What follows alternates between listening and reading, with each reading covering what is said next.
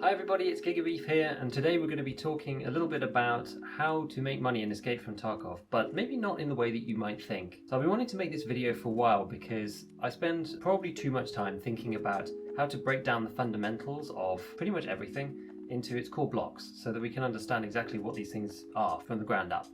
So if you stick around, hopefully I can show you something to make you think a little bit more differently about the game Escape from Tarkov.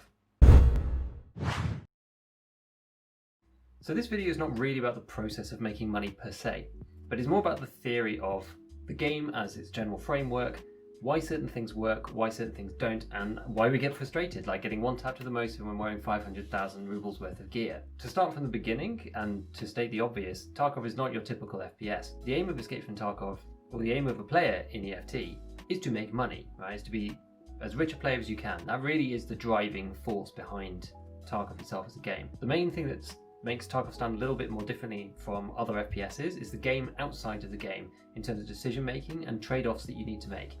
In my personal opinion, this is what makes a game good. So let's compare and contrast PUBG with Tarkov for a moment. PUBG, which by the way is a game that I absolutely love and have played for, I played for probably 4 years, but as with most Battle Royales, it's got some elements that are similar to Tarkov in some ways in how you find items and loot. But in PUBG, you kind of want to go and collect the best stuff. Obviously, you pick your personal preferences in terms of weapons, scopes, and whatnot. But when it comes to armor, you just pick up the best that you can get, and you try to get to the end game and win there. Right? And that's the game loop within PUBG. There's nothing. Each game is its own set piece.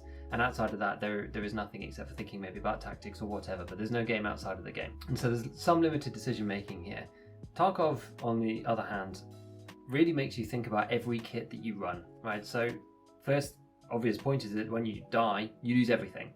Second point, the new weight system. Beforehand, this wasn't really much of a problem, but you were still constrained by your inventory. But now the weight system makes it even harder for people who want to go full gear to take out more equipment than they took in. And the final point that I wanted to say is the less gear that you take in, the lower your survival rate is, broadly speaking, as a general rule.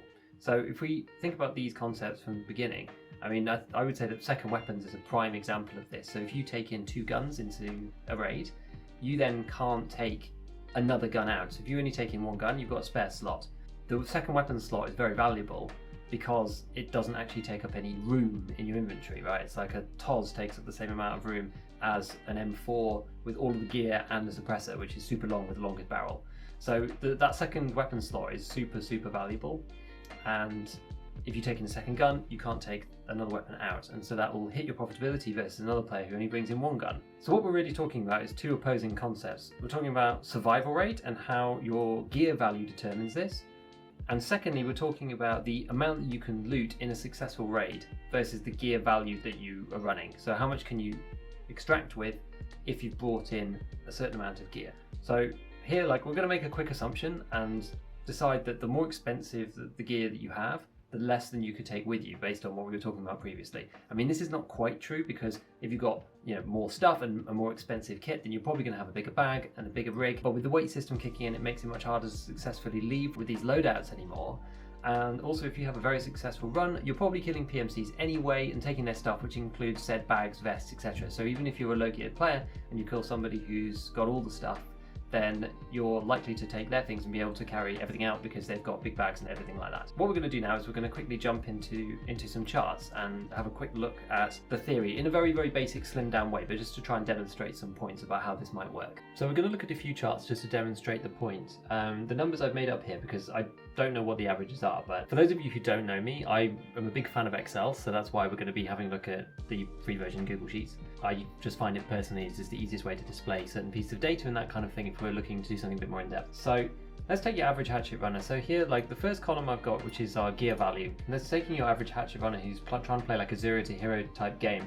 Their survival rate's going to be pretty low. So they've got no armor, you get easily killed by scouts with shotguns, and so we're going to put their survival rate for the moment, just bear with me, to 15%. Naturally, as you invest in more gear, so as your gear value goes up for 50, 100, 150, your survival rate should be going up accordingly. And so you should be surviving more fights, you should be able to take more shots, or at least it should feel that way. I know sometimes it doesn't. But so this first chart shows our survival rate against gear value here which seems obvious, but it's an important parameter that we need to use if we're going to take a look at this in a slightly more scientific way. So the second number is a bit more complicated, and this is kind of the raid profit. Now, trying to figure out what your average raid profit is quite difficult unless you're really meticulous and figure it out. But I reckon these numbers, after looking at them a second time, are probably a little bit high. But this is like the raid profit for a successful raid. So if you manage to survive an extract, like how much money are you going to make? Let's just say here, like your basic runs for a hatchling, you're going to make 450k if you survive. So you're going to take maybe like 2 guns, it's like 60k total, a helmet of 25k, a piece of armor 50k, a rig 20k, in a bag for 20k. That's 175k of stuff already. And then you go around the map and you get maybe 275,000 of other barter items, which honestly I don't think is really that hard to do these days, especially with the way the flea market is, finding raid and the hideout. So as you start running better gear, the odd thing here is that you're spending more money on things like consumables, like grenades, you're using good ammo, like 1,000 ruble BS rounds, and you're shooting them at scavs. Your end profit is actually less because it's what you make minus what you've actually spent going into that raid in the first place. Even just going back to what we were saying before, right? You now can't take a second gun, you can't take that piece of armor for free, so this really hurts the profitability of the raid. And this is why people don't run full gear for loot runs, right? Like if it was good to do, people would do that. Nobody runs full gear for a loot run because you just can't carry that much and you're slower. If you want to go full Chad, that's for fighting other players, doing PvP and killing other people. It's not for doing loot runs. So if we combine these two charts together, so your survival rate going up as you get more stuff, but your raid profit going down, just using this basic assumption, we're going to use a little bit of basic maths. I mean, there's really 2 possibilities here. There's 2 outcomes to a raid. There's a win outcome where you survive, and there's a lose outcome where you don't survive and you die. And so in the win outcome, we're basically saying, what happens when we win? Well, the number of times that we win is our survival rate as a percentage, and if we multiply that by the amount of profit that we make per raid, that tells us the amount of money that we make on average across all our raids. So ignoring any losses, how much do we make as a percentage? So if we win 50% of the time, if we average out 500k across all our raids, our average is going to be 250 grand. Alright, so that's very basic. On the lose side, we've got our death rate, which is just 1 minus our survival rate, so that the whole thing adds up to 100%, multiplied by the gear value that we took in the first place, because that's what we're going to lose if we die. Taking these 2 pieces, we've got our win minus loss, and that gets us to our overall profitability, which is this curve here. I think like this, so this is what I like to think of as a value curve.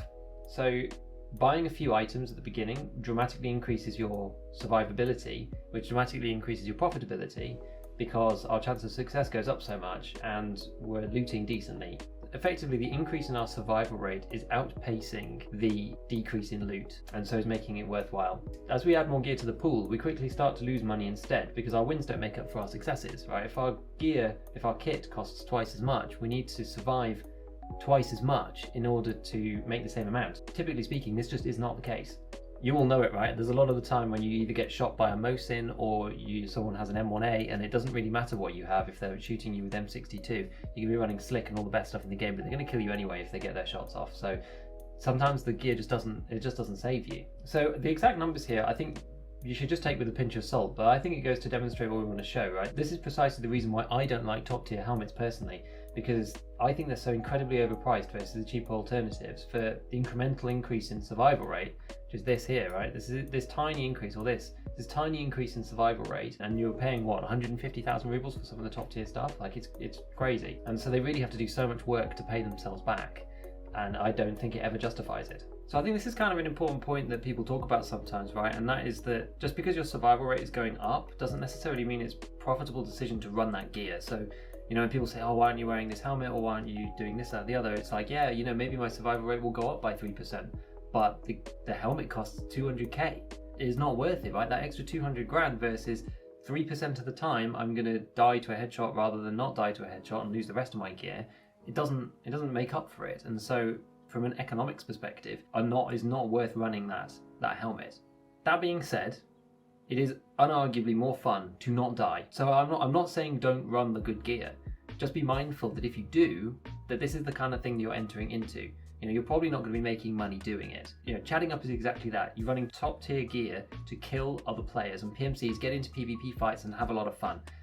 you just got to make sure you have the wallet to back that up, because it's not necessarily going to be profitable for you. Another thing I wanted to mention was the hatchet run, because the hatchet run kind of undermines what we've talked about before and is a bit of an outlier. So you have a guy who just sprints in and just sprints into the end, grabs high tier value items and leaves.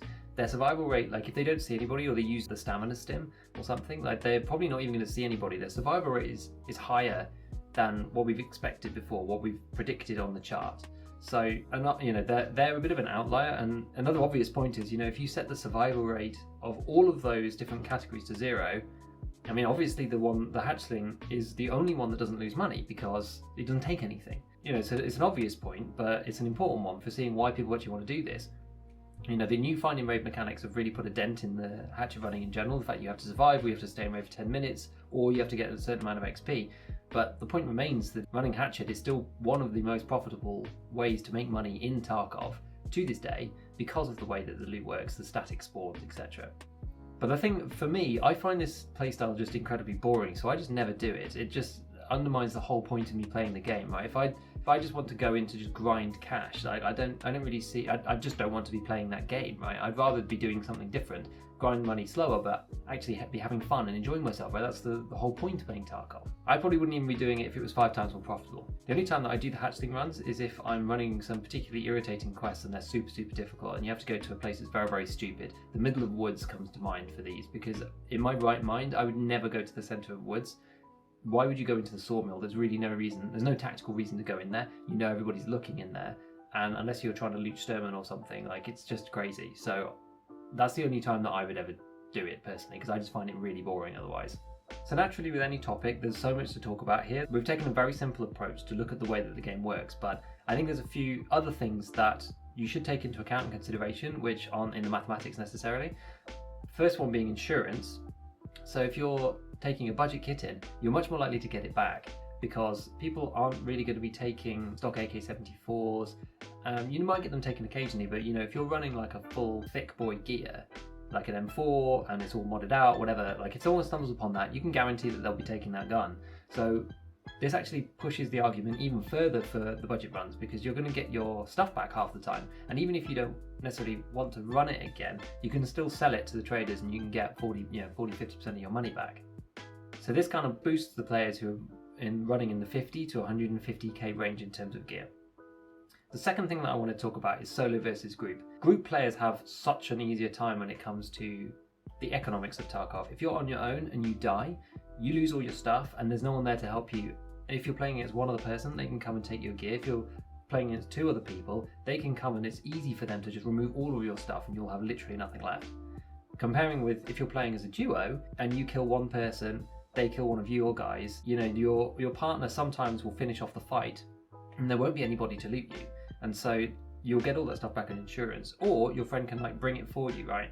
So there's a massive advantage playing in like 2+ from an economic perspective. You just don't really tend to lose money unless your whole squad gets wiped. Even then, there's so many of you that if you're playing against less people, it's very hard for them to take everything that you have because they just don't have enough space. The final point that I wanted to make is also it's important where in the wipe you are. So if we're 2 weeks in, someone is going to be taking your level 4 Ulay armored rig, right? Whereas 4 months later, into the wipe, that's going to be very unlikely that someone's going to take that. So you have to be mindful as to where we are in the broader context of Tarkov and what people might be picking up. What's the average player's kit? What does that look like? So like the end of last wipe, you see people with tactics all the time. So you end up running tactic yourself because everybody else has one and they're very easy to come by. Whereas right now at the beginning of this wipe, I don't think I've even seen a tactic yet. Maybe on one. No, I think I've seen one. I've seen one guy with a tactic. So your gear versus the average player matters. This is more for the insurance argument, but it's an interesting point to bear in mind. So I hope this has been helpful for everybody. I'm hoping to do a few more episodes like this where we're going to be breaking down some topics into like its core essential details, because I feel that sometimes people can get caught up in just playing the game and not necessarily taking a step back and thinking about like the structure of how it breaks down, how it all works, why do we make money, why do we do certain things, and it's always good to think about it. If you've liked the content in today's video, then please consider dropping a like and a sub to the channel. It really helps me to bring more videos like this to you guys, and I'm super appreciative of everybody that has subbed so far. It really means a lot to me as a growing channel, and it's just fantastic that I can provide something to you that you find valuable. I find that so amazing, so thank you very much. I'm also on Twitter if you want to follow me, with my link is down in the description, as is to my Twitch, where I do stream during the week, typically on the weekends as well. I don't have a set schedule, but I tend to be on between 9 o'clock to 10 o'clock UK time, and longer sessions in the evening on the weekend on Saturday and Sundays. So if you're around, drop me a follow, see if I'm live, come say hi, or ask any questions that you'd like. Alright, well I think that's about it for today, so ta-ta for now, and have fun in your raids.